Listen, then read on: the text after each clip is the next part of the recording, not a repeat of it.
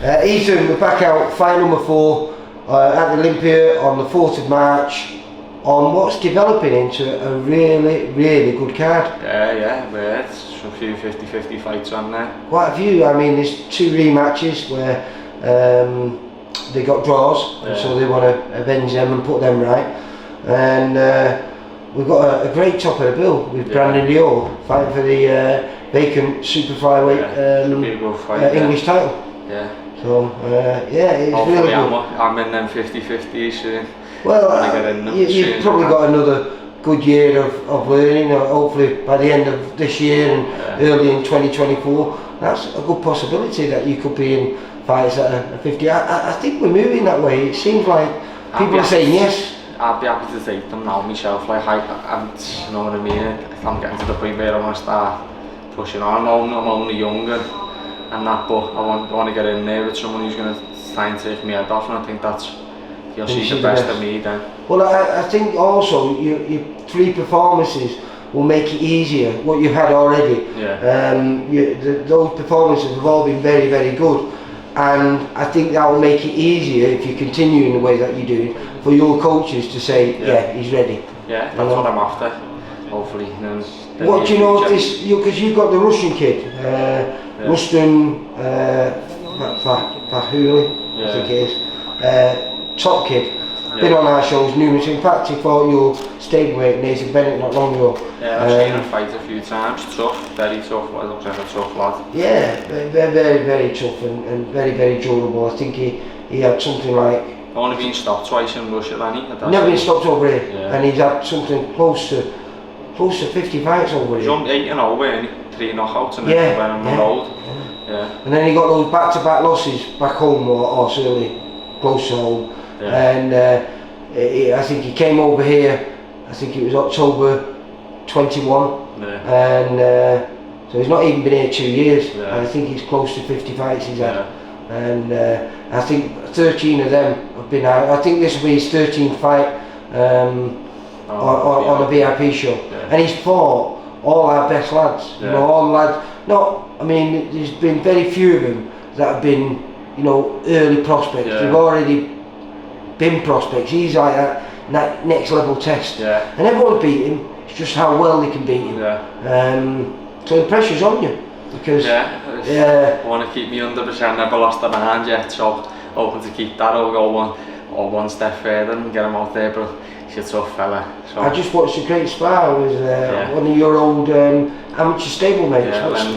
Very good, isn't he? Very sharp. Big. Good kid. Big for the weight as well. So I think he's only doing 63.5 kilos, but massive at the weight. And it's a bit as well. I enjoyed watching that spar, mate. He was looks like a quality kid, but and I shouldn't be surprised because he's one of your ex-Gemini boys. And Alex Patterson was down here sparring with Nathan, and it's they've got some good kids down there, haven't they? Yeah, always have. It's a good gym.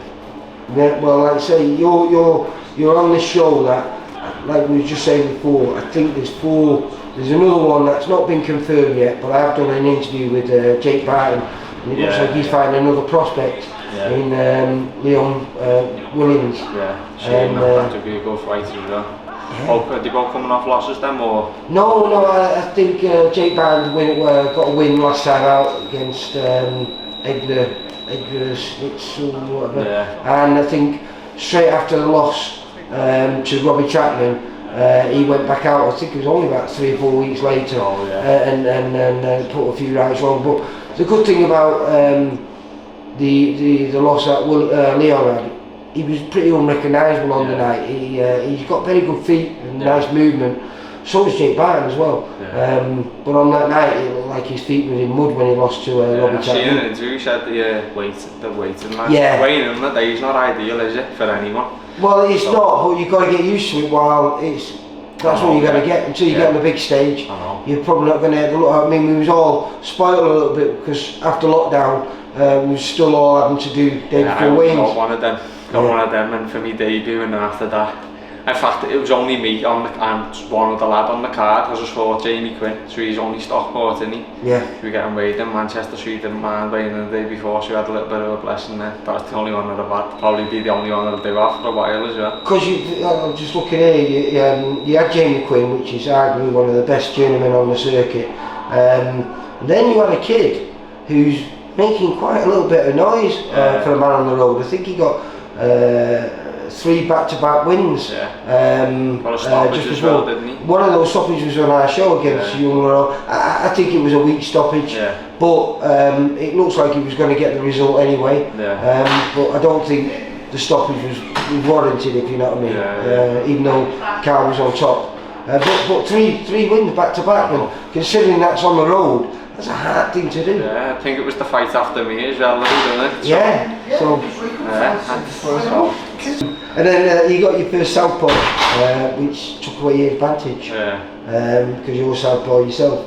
In Lee Halley, but there's no problem for you again. No problem. 3 really polished performances. And I remember I was filming it and I had the headphones on listening to the commentators. And the commentators, you put a smile on their face, mate.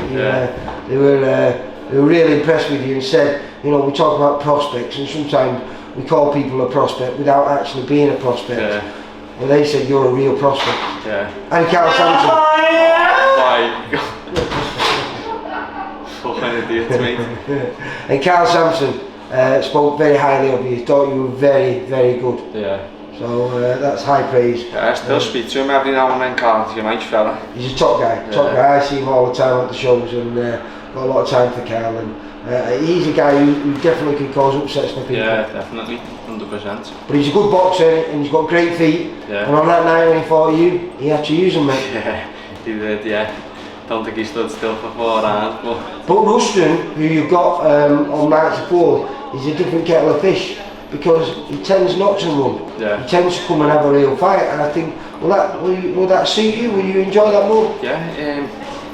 I feel I'm better when someone's throwing at me, because I've got things like to think I've got decent movements and I've got decent boxing IQ. So when someone tries to put it on me, I think you'll see the best of me, where I can get my shots right. When someone's just running and they've got their hands up, and it's hard to find the pockets to do what I want to do. Where if someone's giving me the openings, I'll expose the openings. Well, the thing with Ruston, I think we just mentioned how busy he'd been since he first arrived over here.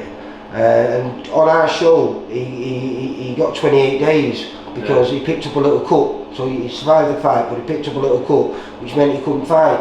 And I'm not sure if he's fought this year yet. He probably will have, but I don't know. Maybe he might have fought once at least before he comes to meet you. But you've got a refreshed, rejuvenated Ruston, because I think it does take something out of you. You know, I mean, we can't even imagine it because it's crazy, isn't it? Fighting every single week and in genuine fights. Even when you're in camp, the sparring takes it out of you. So fighting every week, it must be harder than what the sparring is. So he could be coming here with renewed vigour. I hope so. I hope he brings the best in and I bring the best me. And you're more closer to his weight. You know, he's been taking our top super lightweights and welterweights on. And you're going to be fighting at lightweight when hopefully we get you to title level. So realistically, you'll have that slight size advantage. You're not going to be, you know, when he fought Nathan was a little bit too big for him, I think. So a real, hopefully another great learning fight for you. Yeah, definitely 100%. You know something, by the time you step through the ropes, you'll be 1 day short since you made your debut. I think you made your debut on the 5th of March. I made my debut on the 5th of March, and I'll always remember that night. My little niece was born that night, a couple of hours after I made my dad waited days for my debut, and then just happened to fall on the day my niece was born, so it was a good night for Double the family. Celebration for you? Yeah, boss night for the family. How do you feel now? Because I like to ask this question. Because obviously you were unfortunate, your amateur career was stopped because of COVID, and then you was in this gym for almost 2 years. I'd jibbed amateur boxing. But that turned over in I think it was the January of the year lockdown it, and then it hit in March, so it hit me I couldn't fight the whole of the lockdown, and then someone pulled out when I was meant to box and I broke my hand, so I had a bit of a nightmare. So well, you had quite a bit of bad luck, but like I say, 3 really good performances once you did get it going.